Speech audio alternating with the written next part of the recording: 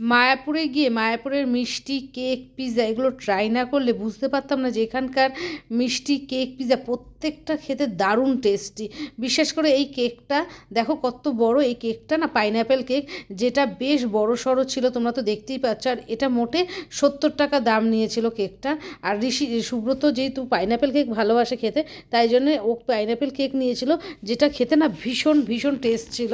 আর আমরা সবাই মিলে এই কেকটা শেয়ার করে খেয়েছিলাম। প্রথমে সুব্রত একাই খাবে বলেছিল, কিন্তু আমরা লোভ সামলাতে পারিনি, আমরা সবাই মিলেই পাইনঅ্যাপেল কেকটা ট্রাই করেছিলাম, যেটা বেশ ভালো লেগেছিল খেতে। তারপরেই সুব্রত একটা পিৎজা নিয়েছিল। পিৎজা যেহেতু ঋষি খেতে খুব ভালোবাসে, তাই জন্য একটা পিৎজা নেওয়া হয়েছিল ওর জন্যে। আর তার সাথে সুব্রত নিয়ে নিয়েছিল মালপোয়া। তোমাদেরকে দাঁড়াও দেখাই, এই হচ্ছিল পিৎজা আর এই হচ্ছিল মালপোয়া। পিৎজাটাও বেশ ভালো ছিল।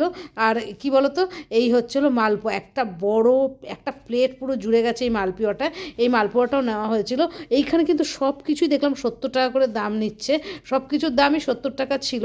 আর এইখানে ঋষি পিৎজা খাচ্ছে, ঋষি পিৎজা খেতে ভীষণ ভালোবাসে, আর ওর এই পিৎজাটা ভীষণ ভীষণ পছন্দ হয়েছিল খেয়ে। আর ওর সাথে সাথে আমরাও একটু একটু করে ট্রাই করেছিলাম পিৎজাটা। আর এই হচ্ছিল মালপোয়া। মালপোয়া যেহেতু কেটে খাওয়া যাচ্ছিল না, তাই জন্য সুব্রত এইভাবেই মালপোয়াটা খাচ্ছিল। মালপোয়াটাও খেতে দারুণ টেস্ট ছিল। প্রত্যেকটা খাওয়ারই এখানে বেশ বেশ সুন্দর ছিল খেতে।